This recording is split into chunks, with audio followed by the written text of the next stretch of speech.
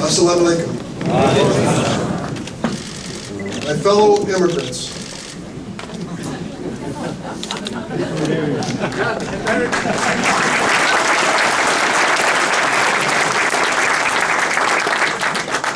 First, a word to our Syrian friends who are here today.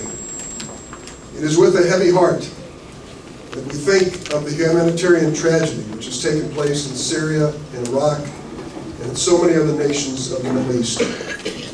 It was Dr. Salul and his fellow doctors who had the courage to go to Syria in the midst of the war to treat the victims, who came home with those photographs and showed this senator in graphic terms the suffering that was occurring. First, a tribute to them for their courage in using their medical skills to help them in a different way. And in this wonderful family, there was Suzanne, who was working so hard with the Syrian refugees. And when our governor announced that he would publicly stop Syrian refugees from coming to Illinois, I reached out to her and we sat down with those families to assure them that they were still welcome in the land of Lincoln.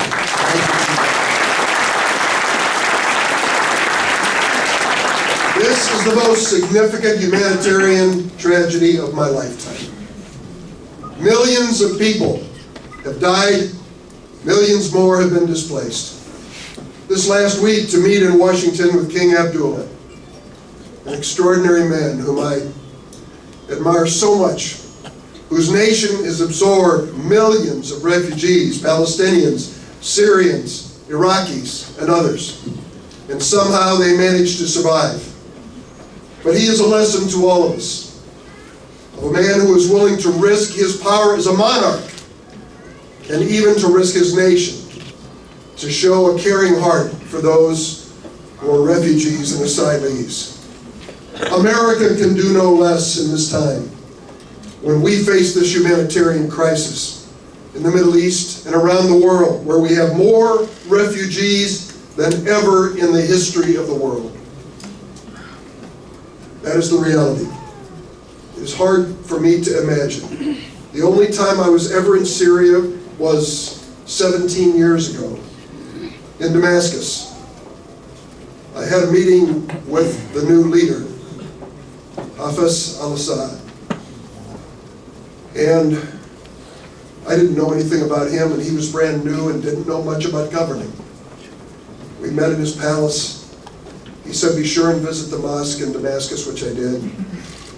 And then I told him we were going to cross the Bekaa Valley by car to go to Beirut. Oh, don't do it, it's too dangerous. We did it anyway.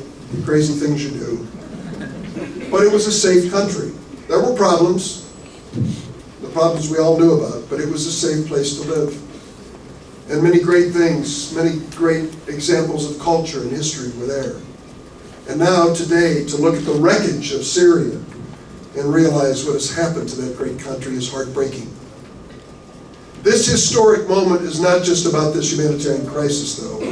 It is an historic moment in the United States of America as well. The lessons of history should not be forgotten at this moment. In the midst of World War II, under the leadership of a president whom I deeply respect, Franklin Delano Roosevelt, the United States of America made some of the worst decisions in its history.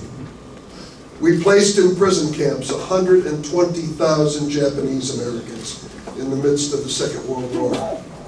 And we turned away request after request by Jews trying to escape the Holocaust in Nazi Germany and come to the United States. The worst, the SS St. Louis, you know the story. Sadly, we all know the story. The ship of 900 passengers left Germany to come to the United States to escape the Nazis. They landed in Havana, Cuba, and were turned away. They landed in Miami, Florida, and were turned away. They went back to Europe with 900 passengers.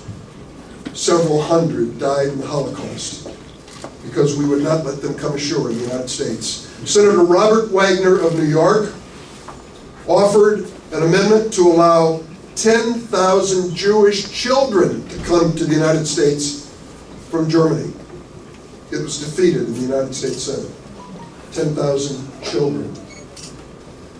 Luckily, after that war, the United States reflected on what we had just done. And with some pity and shame, we said we are going to change.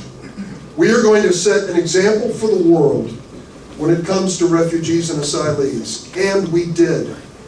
We kept our word time and time again to lead the world in accepting refugees. 450,000 Cubans who escaped Fidel Castro's communism to come to the United States for freedom. Did they face extreme vetting? No. When they put their foot on the shore of the United States, they were welcome. Today we have 4 Hispanic senators in the United States Senate. 3 are Cuban Americans. Have the Cubans made a contribution to the United States? You bet they have. They were not alone. We accepted over 120,000 Jews from the Soviet Union who were facing persecution for their faith. We opened our homes and our communities to these Jewish refugees to come to our country. And whether it was Vietnam, Cambodia, Laos, Somalia, the list went on and on. That was the definition of America. A definition which you can find on the base of that statue outside the harbor in New York. Give me your poor, your huddled masses yearning to be free, your tempest tossed. I lift my lamp beside this golden door.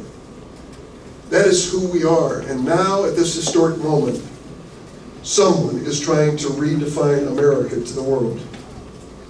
In the 17th day of his presidency, Donald Trump has made history. He is the first president in the history of the United States, the first, to ever have an executive order stopped by the federal courts within 2 weeks of his presidency.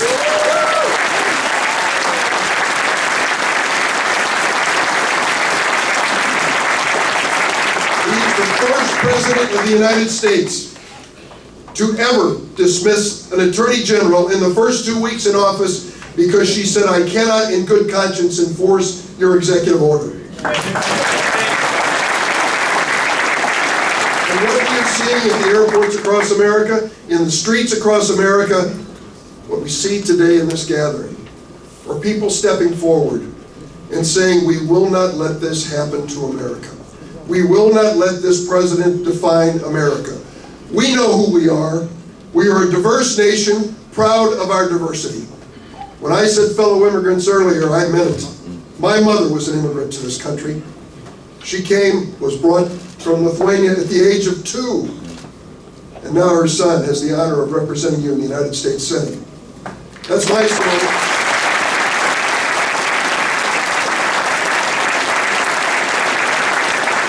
That's my family's story. That's America's story. And we gather today to try to pass the message along to everyone that we will fight with every fiber of our being and all the strength we have to put an end to this divisive order that stops refugees and immigrants from coming to the United States, to put an end to this mindless wall that the president says needs to be built between us and Mexico, to make sure that we stand up for immigration as part of America. 16 years ago, we had a call in our office from a Korean lady who had a daughter who'd been accepted to music school in New York. Theirs was a poor family, and she had a chance to go to the greatest music schools in our country. Juilliard School of Music, the Manhattan Conservatory of Music, but she was undocumented. And so we checked the law, and the law was clear. She had to leave America for 10 years and apply to come back in. Leave and go where? She had been here since she was a little girl. And that's when I introduced the DREAM Act.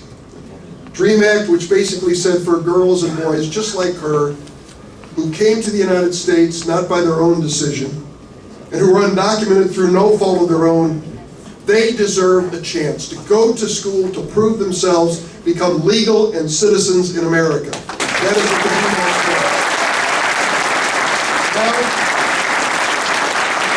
Now, thanks to the leadership of President Obama, over 750,000 of them have the protection of an Obama executive order. The protection that they won't be deported, that they can work, that they can go to school. We don't know what the next executive order will say, but I will tell you this. If they're coming after the Dreamers, they're going to have to come through me.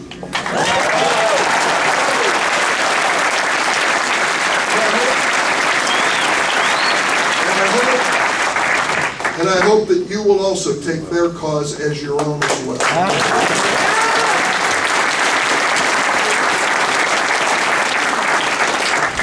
The last word I want to leave is for the children who are here, the young people who are here. A message to them. It must be hard for them to understand what we're talking about.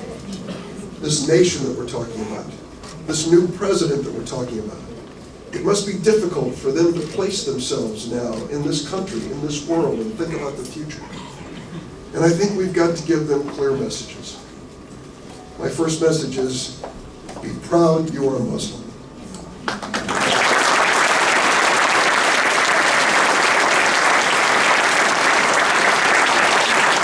It is a noble, peaceful religion that inspires values in millions and millions all around the world. Be proud that you're an American. You see the country. And some immigrants, the sons of immigrants, end up with good government jobs. Be proud of your family. Because when all else fails, it's your family, isn't it? That you turn to and count on. Be proud of them. Also understand that among all the voices out there, you may only remember the harsh and hateful ones. But there are many others who are on your side, standing with you throughout your struggle.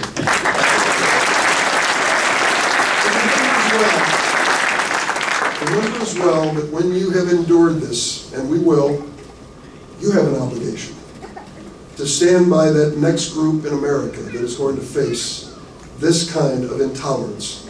That's what we do in this country. We stand up for those who are being prejudiced, treated in unfair ways, even if it's not our own, but they are our own as Americans, and that is what each generation is asked to do. So I tell you this morning, this afternoon, as I gather with you, what an honor it is to stand before you in Washington with my colleague, Senator Tammy Duckworth, who was with me all the way.